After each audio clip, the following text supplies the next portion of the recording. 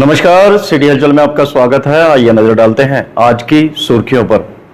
यमुनानगर विधायक ने पौधारोपण अभियान की शुरुआत की। टैक्स बकायेदारों का मेयर ने आह्वान किया। समाधान शिविरों के माध्यम से आमजन को लाभ मिल रहा है, कहा उपायुक्त ने। पुलिस ने भगोड़े आरोपी को गिरफ्तार किया। जिला लोक संपर्क एवं कष्ट निवारण समिति की बैठक का आयोजन किया गया। पुलिस ने स्मैक सहित आरोपी को किया गिरफ्तार। निगम कार्यालय में टैक्स जमा कराने वालों की लगी भीड़। हरियाणा के कृषि मंत्री श्याम सिंह राणा ने खंड रादौर के गांव का दौरा किया। श्रावण मास के प्रारंभ होते ही मंदिरों में श्रद्धालुओं की भीड़ देखी गई। टिमट में पौधारोपण किया गया। हर घर तिरंगा अभियान को लेकर बैठक का हुआ आयोजन और हथियारों की नोक पर सोने के व्यापारियों को लूट का शिकार बनाया गया। और अब गतिविधियां विस्तार से। एक पेड़ मां के नाम मुहिम के तहत यमुनानगर विधायक घनश्याम दास अरोड़ा ने शहर के जिंदल पार्क में पौधे रोपित करके विशेष अभियान की शुरुआत की और पर्यावरण संरक्षण का संदेश दिया। पर्यावरण संरक्षण और शहर को हरा भरा बनाने की दिशा में नगर निगम द्वारा एक पौधा मां के नाम अभियान का वीरवार को विधिवत शुभारंभ किया गया। शहर के जिंदल पार्क में आयोजित मुख्य कार्यक्रम के दौरान विधायक घनश्याम दास अरोड़ा ने पौधा लगाकर इस विशेष पौधारोपण अभियान की शुरुआत की।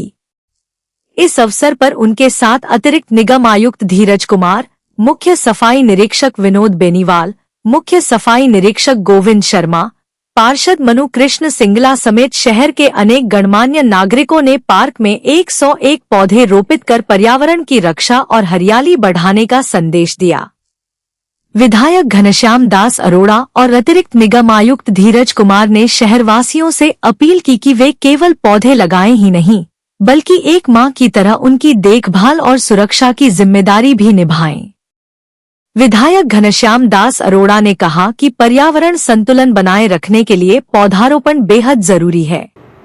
मेयर सुमन बहमनी ने बताया कि प्रॉपर्टी टैक्स बकायेदारों को 31 अगस्त तक एक मुश्त टैक्स जमा कराने पर 75% ब्याज माफी की सुविधा प्रदान की जा रही है। उन्होंने कहा कि टैक्स न जमा करवाने पर 1 सितंबर से प्रॉपर्टी सील की जाएगी। मेयर सुमन बहमनी ने बताया कि बकायेदारों को प्रॉपर्टी टैक्स जमा कराने का सरकार ने एक और मौका दिया है। अब 31 अगस्त तक प्रॉपर्टी टैक्स जमा कराने पर प्रॉपर्टी टैक्स धारकों का 75% ब्याज माफ होगा। अर्थात 31 अगस्त तक एक मुश्त प्रॉपर्टी टैक्स जमा करवाने पर उस पर लगा ब्याज 75% माफ होगा। मेयर ने साथ ही बकायेदारों को आगाह किया कि यदि 31 अगस्त तक वे सरकार की योजना का लाभ उठाकर भी अपना संपत्ति कर जमा नहीं करवाते तो 1 सितंबर से बकायेदारों को नोटिस देकर संपत्ति सील करने की कार्रवाई की जाएगी। जिला लोक संपर्क एवं कष्ट निवारण समिति की बैठक की अध्यक्षता जिला उपायुक्त प्रीति द्वारा की गई। बैठक में 15 मामले सामने आए, जिनमें से 10 परिवादों का निपटान मौके पर ही कर दिया गया।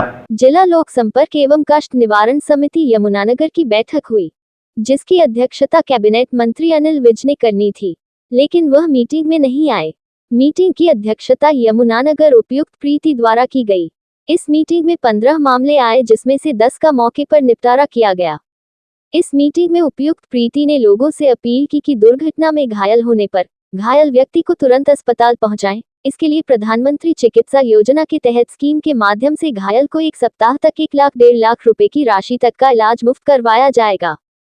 वहीं यमुनानगर के विधायक घनश्याम दास अरोड़ा ने अपने संबोधन में अधिकारियों से अपील की कि वह लोगों की समस्याएं सुने, उनका समाधान करे, ताकि जिला लोक संपर्क एवं कष्ट निवारण समिति की बैठक में कम से कम मामले आए।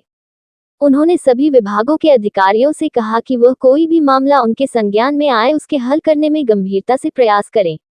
उन्होंने बताया कि बैठक में बिजली विभाग, पब्लिक हेल्थ, नगर निगम के मामले आए हैं। अगर मामलों का अधिकारियों के स्तर पर निपटान होगा तो कम से कम मामले जिला लोक संपर्क एवं कष्ट निवारण समिति की बैठक में आएंगे। यमुनानगर में शुक्रवार को अमृतसर से आए सोने के व्यापारियों से हथियारों के बल पर लाखों रुपए की लूट का मामला सामने आया है। बताया जा रहा है कि व्यापारी दोनों पिता पुत्र अक्सर यमुनानगर में सोने की खरीद फरोख्त करने के लिए आते रहते हैं। अर्पण नाम है जी। अर्पण जी, क्या कुछ मामला हो, क्या कुछ जानकारी देंगे? जानकारी ये थी कि ये भमोली से राजपुरे की तरफ आ रहे थे तो मैलावली की तरफ जाना था इन्होंने, तो रास्ते में इसी यहाँ राजपुरे के आसपास इनसे लूट मार हो गई। तो चोट किस किस को लगी है? चोट इसके लड़का था एक, इनका एक फादर साहब थे, लड़के के सिर पे बंदूक रख दी उन्होंने, तो फादर साहब को चक्कू मारा है और फिर मार ले गए जी। क्या नाम है जिनका चक्कू लगा है? जयपाल सिंह। और जो दो लड़के थे उनके बेटे का नाम नहीं पता जी मुझे। कहाँ के रहने वाले थे? अमृतसर के। तो डेली आते थे या? नहीं, ये महीने 2 महीने में आते हैं एक बार। ये सभी ज्वेलर्स के पास जाते हैं जगाधरी यमुनानगर में। तो कितना सोना बताया है? बस अभी क्लियर नहीं है जी, सही मायने में तो इनको पता है कितना है कितना नहीं है। आज के अंक में बस इतना ही। अगले अंक में फिर मिलते हैं, तब तक के लिए नमस्कार।